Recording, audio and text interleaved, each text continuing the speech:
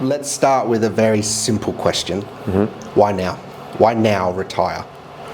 Or at least announce you're going to retire? Yeah, this season I've struggled to get on the pitch every week, and when I've been on the pitch, a couple of times I've thought to myself while playing, I would like to be on the other side of the pitch right now, following the ball and being near it, but my legs just didn't want to go the same as what they used to. So I've noticed this season that my body just can't do what I want it to do and what I've expected it to do for a long time.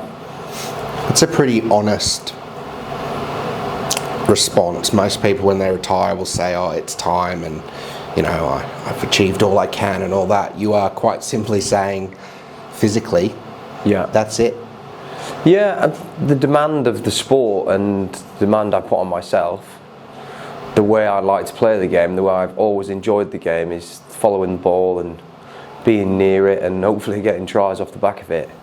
So at the moment that I stood there and thought, my legs won't do that. The lungs are fine, I can keep going all day, but the legs just can't find that high speed, non-stop running, which is the most that I enjoy about the game. Especially when you're at the back end of a game, maybe 60 minutes, and that's the time when I'd be like, I can pick up some tries here, I can go and find the ball or wherever. They just don't want to go as much. They still can, but just not as efficiently as before. So it's not a case of Joe Hayes has run you down at training and you've gone, shit, that's it, I'm done. I've got to pack it in. Yeah, no, Julian just told me I look fast, so I'm all right. Julian going all right. has? Yeah. No, I'm still fast. I'm still going.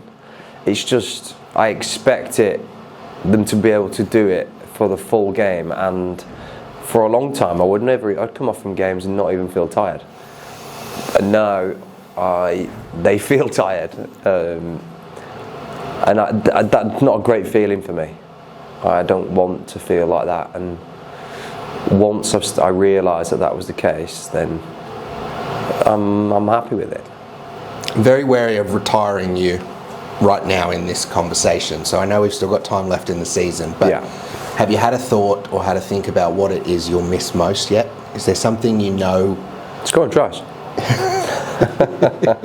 Without doubt. Doesn't matter how they come. If someone passes me on the try line, I am just as happy as running the full length of the pitch. What is it? What is the feeling? It started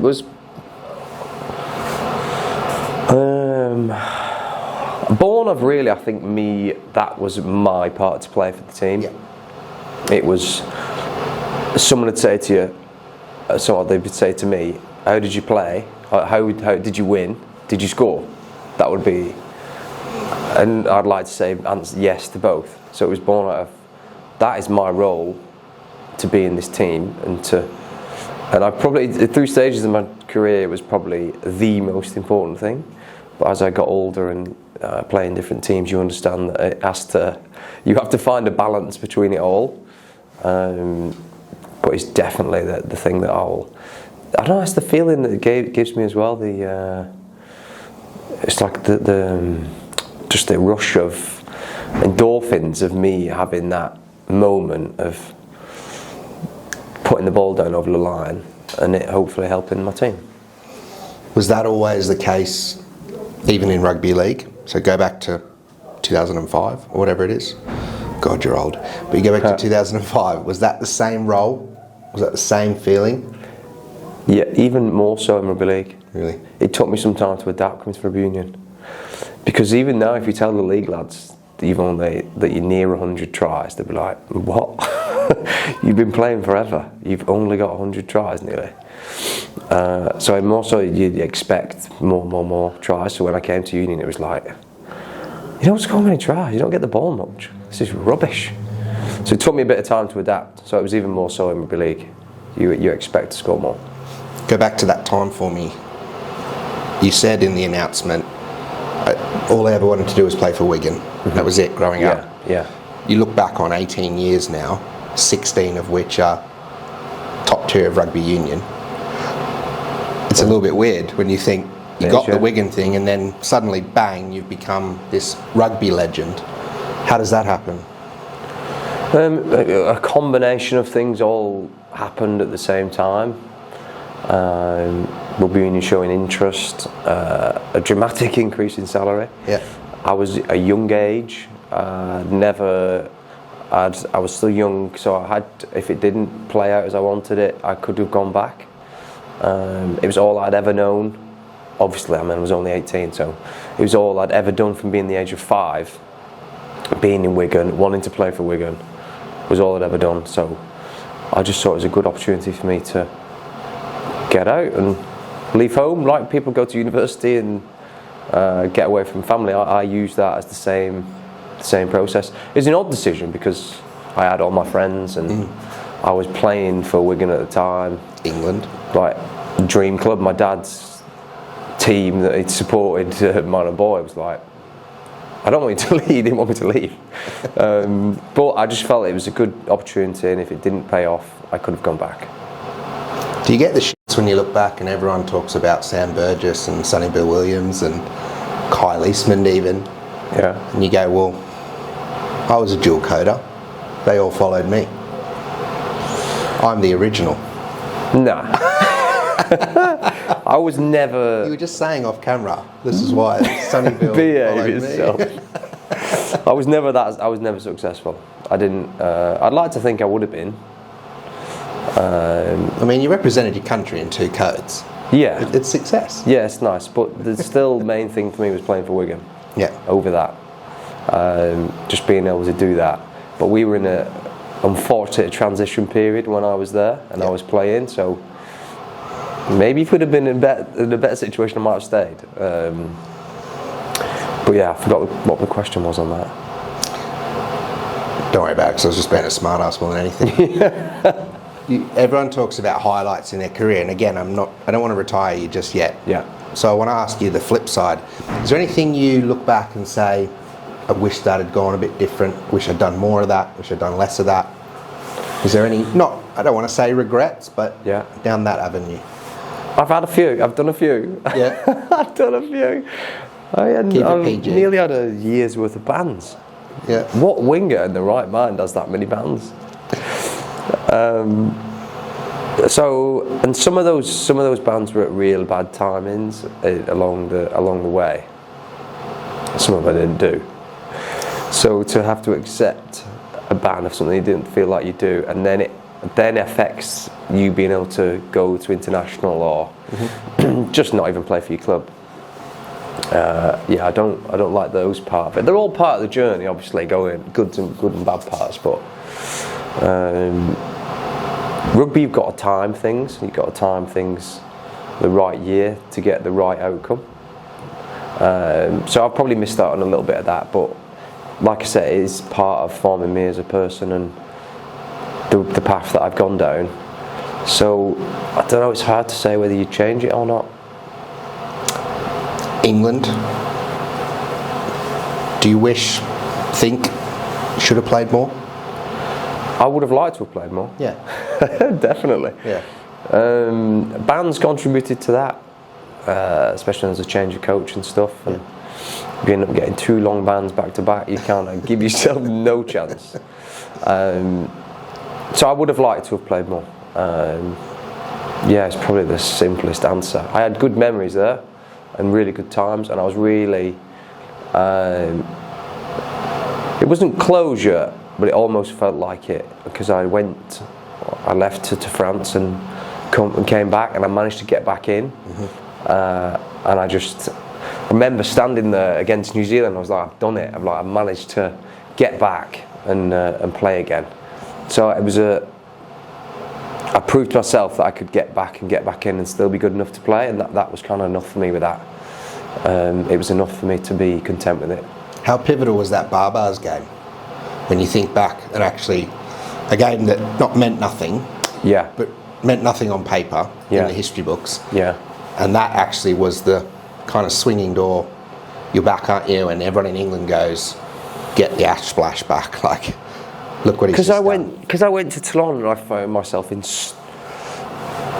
a great backline and just enjoying and playing so well every week. It was like, it was almost too well. Yeah. in a way, it was like I actually could go and still play for England again. And I just wanted to do that, and it was more to prove a point really on the Barbars day. It was like, because Eddie was the one that always came up with some weird excuses of me not getting selected if I wasn't banned, obviously. So it was just a great day for me to play with the lads that I've been playing with all year and go play against England at Twickenham. It just didn't happen, really. It was always people who were at the end of their careers or. So for me to get the chance to go and play against England on the day, I was like, right, I have to prove a point here. And the team were like really with me on it as well, which is kind of unusual as well. You got plenty of trophies in the cabinet. I'm going to selfishly fast forward to the most recent. Yeah. How special was that? Because that was probably another moment of I'm back and I'm proving it again. Yeah. After, admittedly, bouncing between a couple of clubs and spending a bit of time at home, having to train alone and everything else. Yeah, I'd struggled with some environments, and it's probably something that you don't, as a player, pay that much attention to, because they're just in the day-to-day. You don't realise if that environment suits your personality or how you play the game, and I struggled with a few. I struggled that much that I was willing to leave rather than stick it out, which is unusual. But I come in here, I found an environment that suited me, and with the coaches that I knew and some of the players that I knew, and the club in general in how it holds itself. I felt straight away as soon as Steve rang me, I was like, I'm in. And from the first day, everything was just so clear again, and I just knew I was in an environment that would suit me again. So to get then. But what happened, I never thought that was going to happen. I knew the team was going well, obviously they were at the top of the league and stuff. They were in a great situation. I never thought it would manifest into me managing to get the tries just because I didn't get picked for the semi-final. Me and Wiggy didn't get picked. We were fuming out here. Speaking to David. Went with youth. And Steve was like, just get it all off your chest. I'm like, no. So to not get picked in the final, sat in the stand and watched the lads beat Northampton to then get picked in the final was there was a lot of emotion. What was that? So tell us about that then. How do you feel when he says, do you immediately think forward to, if they win, I'm not going to play a final either? Is that the first thought, or is it just you're really shitty that you're not going to be there on Saturday? Because I had a good run of form or whatever in the team. You scored the hat-trick against Bristol. Yeah, I was in kind of a good spot anyway, and just being older and stuff and more experience, I remember seeing Wiggy training the week of the final, and he was going nuts after training, doing his fitness, and I was like, I need to do some as well, just in case. Just to keep myself in a good place. I was obviously fuming early in the week, but I tried to be good for the team and keep myself in a good spot just in case, because you never know.